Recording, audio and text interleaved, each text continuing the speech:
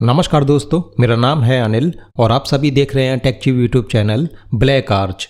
एक Arch Linux based penetration testing distribution जिसमें कि बड़ी मात्रा में cyber security forensic pen testing tools pre install मिलते हैं, जिसकी रिपोजिटरी में 2500 से भी अधिक टूल्स मौजूद हैं। ये एक ओपन सोर्स लिनक्स डिस्ट्रीब्यूशन है जो कि स्पेशली पेन टेस्टर्स और साइबर सिक्योरिटी एक्सपर्ट्स के लिए बनाया गया है। तो आइए जानते हैं कि इस ओएस को कैसे इंस्टॉल किया जा सकता है। ये ओएस काले लिनक्स और पैरेट सिक्योरिटी ओएस से काफ़ी अलग है, तो इसकी इंस्टॉलेशन प्रोसेस भी यहाँ पर अलग है और मैं आपको इस वीडियो में इसके कुछ बेसिक इश्यूज को भी फिक्स करना बताऊंगा। तो वीडियो को स्किप मत कीजिएगा, वीडियो को पूरा देखिएगा। तो सबसे पहले हम इसकी ISO इमेज फाइल को डाउनलोड करेंगे। इसके लिए आप ब्लैक आर्च की ऑफिशियल वेबसाइट का डाउनलोड पेज ओपन कर लीजिए।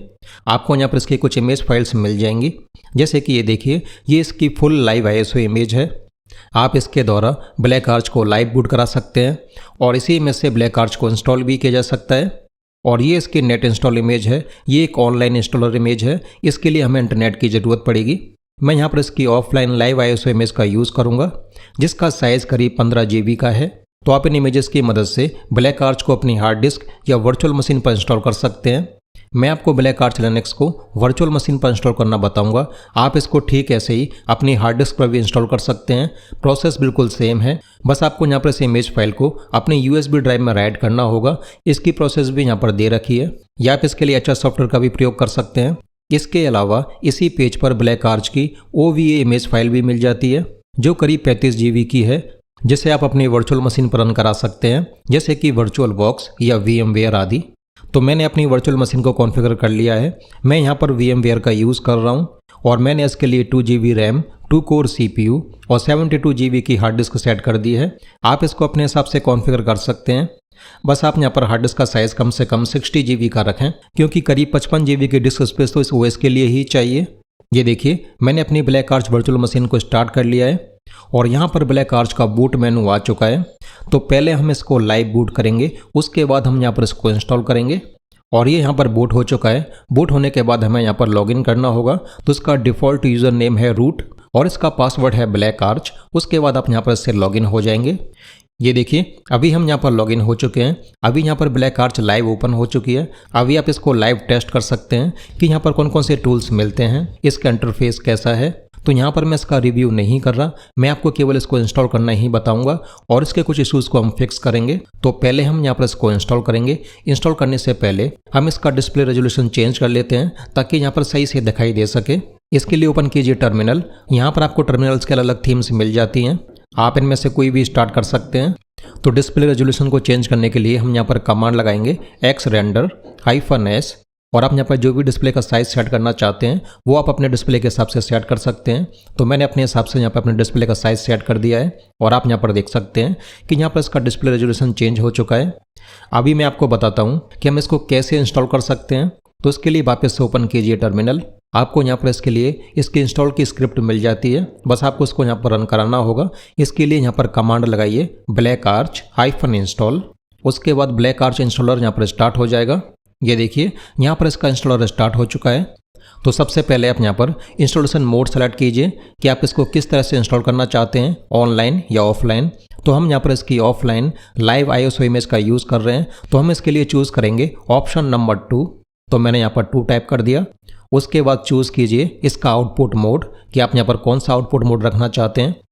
यहाँ पर 2 तरह के आउटपुट मोड दे रखे हैं, तो हम यहाँ पर यूज़ करेंगे वर्बोस मोड का। तो इसके लिए यहाँ पर मैंने टाइप कर दिया 2। उसके बाद आप यहाँ पर लोकल को सेट कीजिए। यदि आप यहाँ पर लोकल्स की लिस्ट देखना चाहते हैं तो यहाँ पर ऑप्शन नंबर 2 सेलेक्ट कीजिए और लोकल को सेट करने के लिए टाइप कीजिए 1। तो आप यहाँ पर जो भी लोकल को सेट करना चाहते हैं वो लिस्ट में से देख के आप यहाँ पर टाइप कर सकते हैं। मैं यहाँ पर इंग्लिश US का ही यूज़ करूँगा, तो यहाँ पर मैं इसको डिफ़ॉल्ट ही रखूँगा। ये देखिए, ये यहाँ पर सेट हो चुका है। उसके बाद सेट कीजिए अपना की मैप यानी कीबोर्ड लेआउट। इसकी लिस्ट देखने के लिए आप यहाँ पर 2 टाइप कर सकते हैं और सेट करने के लिए टाइप कीजिए 1। तो इसको भी यहाँ पर मैं डिफ़ॉल्ट रखूँगा। यहाँ पर पहले से ही US सेट है, आप इसको अपने हिसाब से चेंज कर सकते हैं। आपको लिस्ट के अंदर काफ़ी सारे ऑप्शंस मिल जाएंगे, आप उनमें से यहाँ पर कोई भी सेट कर सकते हैं।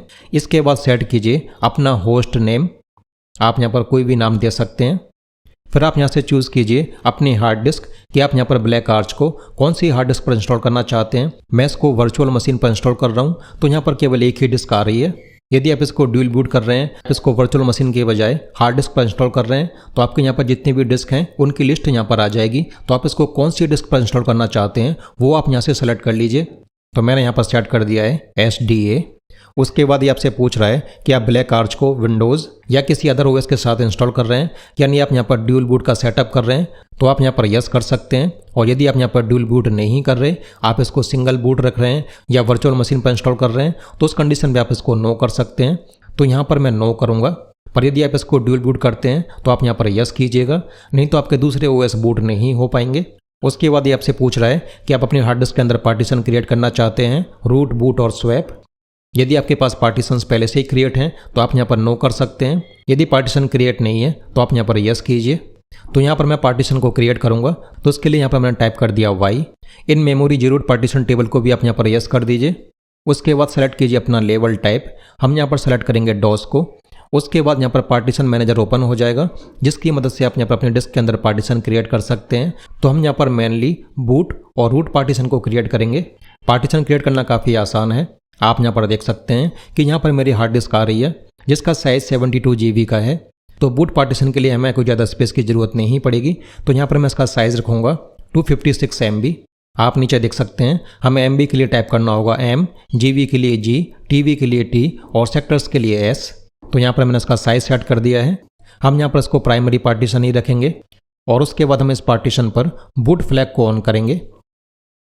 ये देखिए यहाँ पर बूट फ्लैग सेट हो चुका है। आप यहाँ पर देख सकते हैं कि यहाँ पर स्टार आ चुका है। इसका मतलब ये पार्टीशन बूटेबल बन चुका है। इसी पार्टीशन के दौरान यहाँ पर ये बूट होगा। उसके बाद हम यहाँ पर अपना स्वैप पार्टीशन क्रिएट करेंगे। वैसे ये ऑप्शनल है, यदि आप इसको करना चाहते हैं तो कर सकते हैं और यदि नहीं करना चाहते तो भी कोई प्रॉब्लम नहीं है, पर इससे परफॉर्मेंस पर काफ़ी असर पड़ेगा। यदि आपकी रैम कम है तो स्वैप पार्टीशन काफ़ी हेल्प करेगा। तो मैंने इसका साइज सेट कर दिया है 2 GB का। इसको भी हम प्राइमरी पार्टीशन ही रखेंगे और हम यहाँ पर इसका टाइप सेट करेंगे लिनक्स स्वैप। तो यहाँ पर स्वैप पार्टीशन भी सेट हो चुका है। उसके बाद हम यहाँ पर मेन रूट पार्टीशन को सेट करेंगे। तो यहाँ पर मेरी जितनी भी फ्री स्पेस है मैं इसको यहाँ पर रूट पार्टीशन के अंदर सेट कर देता हूँ। ध्यान रहे यहाँ पर करीब 55 GB की डिस्क स्पेस तो फ्री होनी चाहिए। ये मैं क्यों कह रहा हूँ इसका पता आपको आगे लग जाएगा। इस पार्टीशन को भी हम यहाँ पर प्राइमरी रखेंगे। तो यहाँ पर हमारे तीनों पार्टीशन क्रिएट हो चुके हैं। इसके बाद हम यहाँ पर पार्टीशन टेबल को रैट कर देंगे। यहाँ पर मैंने रैट को सिलेक्ट किया और यहाँ पर ये कंफर्म कर रहा है कि आप डिस्क में पार्टीशन टेबल क्रिएट करना चाहते हैं या नहीं। तो इसके लिए हम यहाँ पर टाइप करेंगे यस। फिर इसके बाद हम यहाँ पर पार्टीशन मैनेजर को बंद कर देंगे। अब इसके बाद आपसे पूछ रहा है कि आप यहाँ पर रूट को इनक्रिप्टेड रखना चाहते हैं या नहीं। यदि आप इसको इनक्रिप्टेड रखना चाहते हैं तो यस कर दीजिए। तो मैंने इसके लिए यहाँ पर नो कर दिया है। ये देखिए जो हमने पार्टीशन क्रिएट किए थे उनकी लिस्ट यहाँ पर आ चुकी है। अब इसके बाद हमें इसको बताना होगा कि इनमें से कौन सा बूट पार्टीशन है, कौन सा रूट है और कौन सा स्वैप है। तो आपने यहाँ पर जैसे भी पार्टीशन कॉन्फ़िगर किए थे उसके हिसाब से आप यहाँ पर इसको सेट कर दीजिए। जैसे कि हमने SD1 को बूट पार्टीशन रखा था, SD2 को स्वैप और SD3 को हमने रूट पार्टीशन रखा था, तो हम उसी के हिसाब से इसको सेट कर देंगे। तो पहले हम यहाँ पर सेट करेंगे बूट पार्टीशन को। तो ये मैंने टाइप कर दिया है। ध्यान रहे टाइप करने में आप मिस्टेक मत करना, नहीं तो यहाँ पर ये गलत सेट हो जाएगा। इसके बाद सेट कीजिए बूट का फाइल सिस्टम। तो हम यहाँ पर सेट करेंगे ext4। इसके बाद सेट कीजिए अपना रूट पार्टीशन। तो हमने यहाँ पर रूट पार्टीशन रखा था SDA3 को, तो वो मैंने टाइप कर दिया है। फिर हम यहाँ पर रूट का फाइल सिस्टम सेट करेंगे। यहाँ पर भी हम ext4 सेट करेंगे। आप यहाँ पर BetterFS को भी सेट कर सकते हैं। इसके बाद हम यहाँ पर सेट करेंगे अपना स्वैप पार्टीशन। यदि आपने यहाँ पर स्वैप पार्टीशन क्रिएट किया हुआ है तो आप उसको यहाँ पर टाइप कर दीजिए। यदि आपने स्वैप पार्टीशन क्रिएट नहीं किया है तो आप इसको यहाँ पर ब्लैंक छोड़ सकते हैं। तो हमने यहाँ पर स्वैप पार्टीशन को क्रिएट किया था, तो वो मैंने यहाँ पर सेट कर दिया है।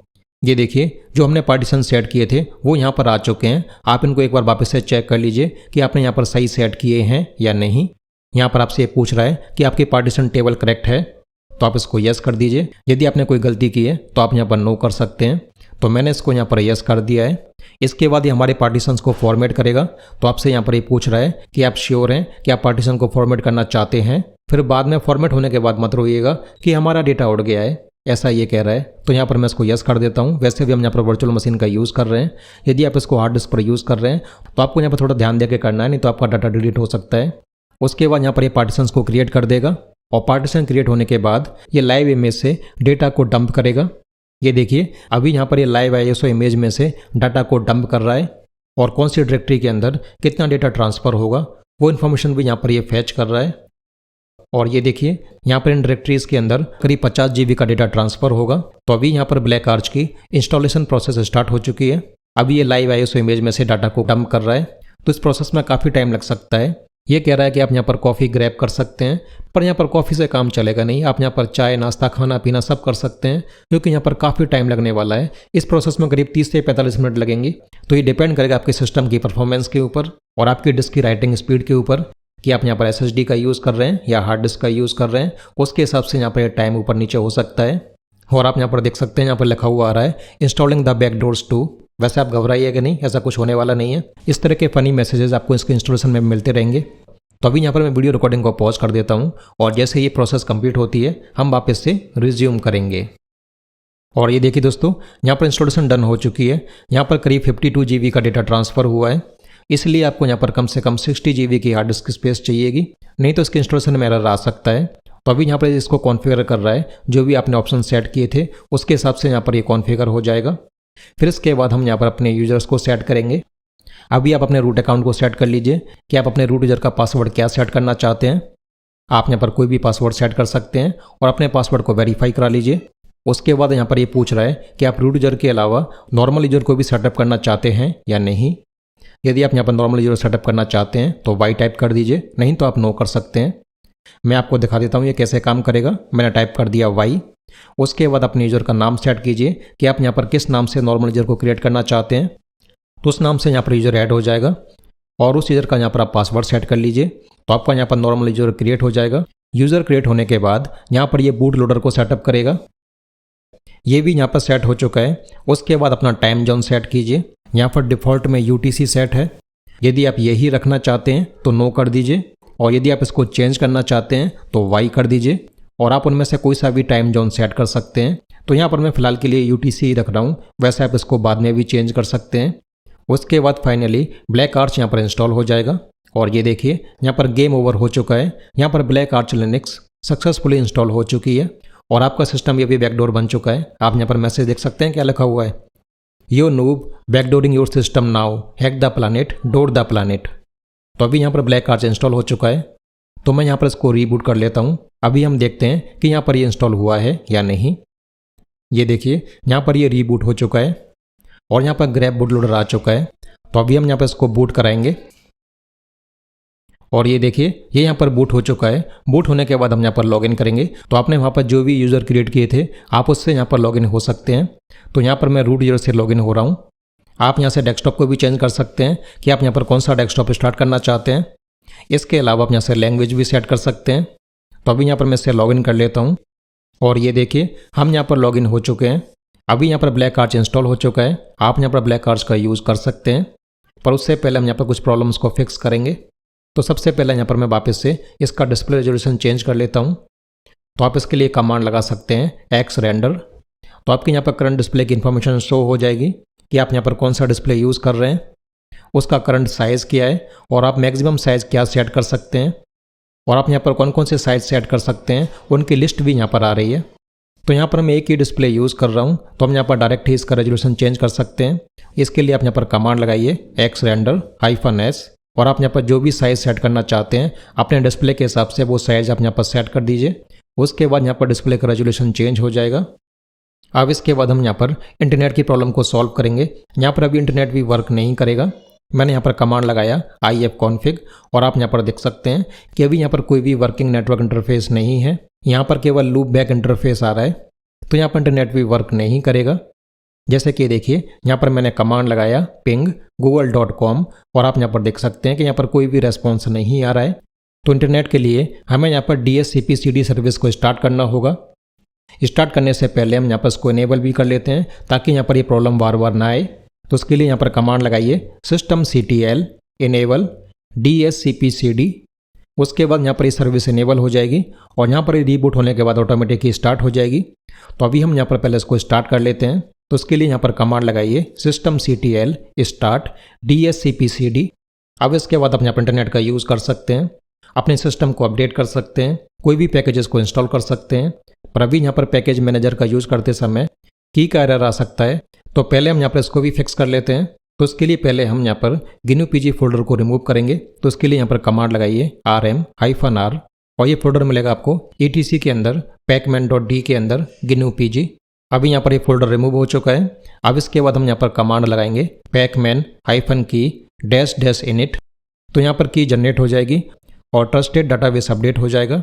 इसके बाद हम यहाँ पर कमांड लगाएंगे pacman-key-populate। उसके बाद यहाँ पर और भी कीज़ अपेंड हो जाएंगी। फिर यहाँ पर ये एरर नहीं आएगा। उसके बाद आप अपने सिस्टम को अपडेट कर सकते हैं, कोई भी पैकेजेस को इंस्टॉल कर सकते हैं। अपडेट करने के लिए आप यहाँ पर कमांड लगा सकते हैं pacman-S_YYU। मैं फिलहाल इसको अपडेट नहीं कर रहा, मैं यहाँ पर केवल पैकेज डाटाबेस को सिंक्रोनाइज कर लेता हूँ। तो इसके लिए हम यहाँ पर फ्लैग लगाएंगे -S_y। तो यहाँ पर पैकेज डाटाबेस सिंक हो जाएगा। उसके बाद आप यहाँ पर कोई भी पैकेजेस को इंस्टॉल कर सकते हैं। ये देखिए अभी यहाँ पर डाटाबेस सिंक हो चुका है। जैसे कि यहाँ पर मैं आपको एक फाइल मैनेजर इंस्टॉल करके दिखाता हूँ। तो यहाँ पर मैंने कमांड लगाया pacman-S और यहाँ पर मैं इंस्टॉल करूँगा थुनर को। उसके बाद ये फाइल मैनेजर हमारे सिस्टम पर इंस्टॉल हो जाएगा। ये देखिए अभी यहाँ पर ये डाउनलोड हो रहा है। डाउनलोड होने के बाद यहाँ पर ये इंस्टॉल हो जाएगा। फिर आप यहाँ पर GUI फाइल मैनेजर का यूज़ कर सकते हैं। अभी यहाँ पर ये इंस्टॉल हो चुका है। मैं आपको इसको ओपन करके दिखाता हूँ। यहाँ पर हमारा फाइल मैनेजर ओपन हो चुका है। तो इस तरह से आप यहाँ पर कोई भी पैकेजेस को इंस्टॉल कर सकते हैं। अभी यहाँ पर हमारी ब्लैक आर्च रेडी है। आप इसको अपने हिसाब से यूज़ कर सकते हैं। आपको यहाँ पर काफ़ी सारे टूल्स का कलेक्शन मिलता है जो कि शायद ही आपको किसी दूसरे OS पर मिलेगा। और यदि आपको यह डेस्कटॉप एनवायरनमेंट पसंद नहीं आता तो आप यहाँ पर कोई दूसरा डेस्कटॉप एनवायरनमेंट भी इंस्टॉल कर सकते हैं, जैसे कि GNOME, XFCE आदि। पर मैं आपको रिकमेंड करूँगा कि आप यही DE यूज़ करें, क्योंकि एक तो ये काफ़ी लाइट वेट है और दूसरा आपको कमांड लाइन पर काम करने की आदत बनेगी। फिर भी यदि आपको पसंद नहीं है तो आप यहाँ पर अपने हिसाब से कोई भी DE को इंस्टॉल कर सकते हैं। तो बताइए दोस्तों, ये वीडियो आपको कैसा लगा। वैसे ब्लैक आर्च को इंस्टॉल करने के लिए मेरे पास काफ़ी रिक्वेस्ट आई थी, इसलिए मैंने ये वीडियो बनाया है। यदि आप चाहते हैं कि मैं ब्लैक आर्च पर और भी आगे वीडियो बनाऊं तो कमेंट करके ज़रूर बताइएगा। और आपने अभी तक चैनल को सब्सक्राइब नहीं किया है तो जल्दी से जाकर चैनल को सब्सक्राइब कर लीजिएगा। बेल आइकन को प्रेस करके जरूर रखिएगा ताकि यहाँ पर मेरी कोई भी नई वीडियो आए वो मिस ना हो पाए। तो अभी के लिए मैं आपसे इजाज़त चाहूँगा। जल्दी ही मुलाकात होगी नई वीडियो के अंदर। वीडियो को यहाँ तक देखने के लिए आपका बहुत बहुत धन्यवाद।